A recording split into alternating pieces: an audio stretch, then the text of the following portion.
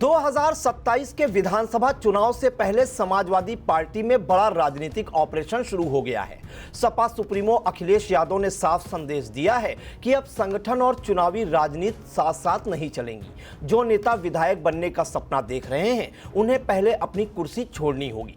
सपा प्रमुख का यह फैसला पार्टी के अंदर नई हलचल पैदा कर रहा है। अब तक 3 बड़े पदाधिकारी इस्तीफा दे चुके हैं, जबकि एक और नेता पद छोड़ने की तैयारी में है। सवाल यह है कि क्या अखिलेश का यह दांव 2027 की लड़ाई में सपा को मजबूत करेगा या फिर पार्टी के भीतर नई चुनौती खड़ी करेगा। नमस्कार, आप देख रहे हैं आई इंडिया और आपके साथ मैं हूं प्रियांशु मिश्रा। दरअसल पार्टी अध्यक्ष अखिलेश यादव ने संगठन और चुनावी दावेदारों को अलग अलग रखने का फार्मूला लागू कर दिया है। साफ शब्दों में कह दिया है कि जो नेता विधानसभा चुनाव लड़ना चाहते हैं, उन्हें पहले संगठन का पद छोड़ना होगा। टिकट की दावेदारी पद पर बैठकर नहीं हो सकती, बल्कि संगठन से अलग होकर करनी पड़ेगी। अखिलेश यादव के इस निर्देश के बाद पार्टी में इस्तीफों का दौर शुरू हो गया है। कानपुर ग्रामीण के जिला अध्यक्ष मुनींद्र शुक्ला ने बिठूर विधानसभा क्षेत्र से दावेदारी के लिए पद छोड़ दिया है।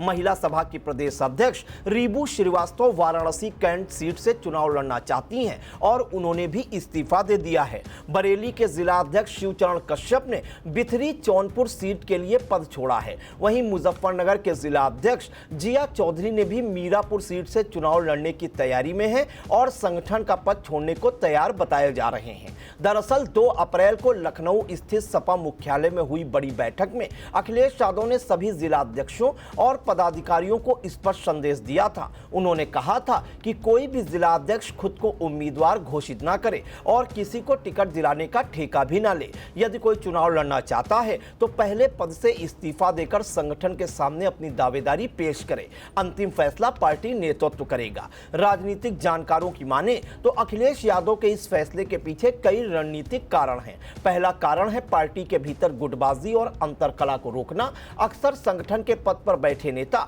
हमेशा टिकट की दौड़ में रहते हैं, जिससे स्थानीय स्तर पर विवाद पैदा होते हैं। दूसरा कारण संगठन को मजबूत बनाए रखना है। चुनाव के समय यदि पदाधिकारी खुद प्रचार में व्यस्त हो जाएं, तो संगठन का काम प्रभावित होता है। तीसरा और सबसे बड़ा कारण यह है कि 2022 विधानसभा चुनाव में मिली हार से सबक लेना। 2022 के चुनाव में भाजपा को सपा से करीब 85 लाख ज्यादा वोट मिले थे। हालांकि 2024 के लोकसभा चुनाव में सपा ने शानदार प्रदर्शन करते हुए 37 सीटें जीती थी और भाजपा को कड़ी टक्कर दी थी। अब पार्टी इसी बढ़त को 2027 में सत्ता तक पहुंचाने की रणनीति बना रही है। राजनीतिक विश्लेषकों के मुताबिक सपा इस बार टिकट वितरण को लेकर कोई भ्रम या विवाद नहीं चाहती।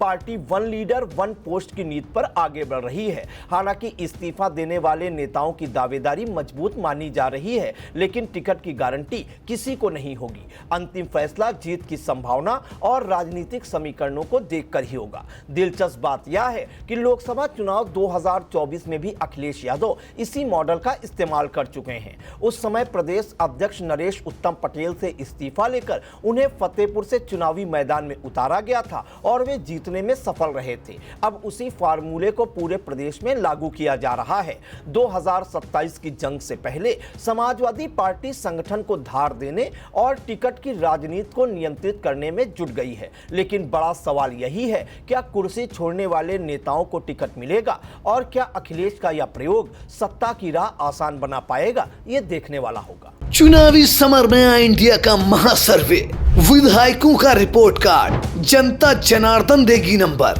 टिकट से पहले भरोसे की बाजी, 5 साल के इम्तिहान का परिणाम, काम या सिर्फ वादों का जंजाल। आप अपने विधायक को फिर देना चाहेंगे एक और मौका? खबर आपकी, नजर हमारी। देखते रहिए आई इंडिया।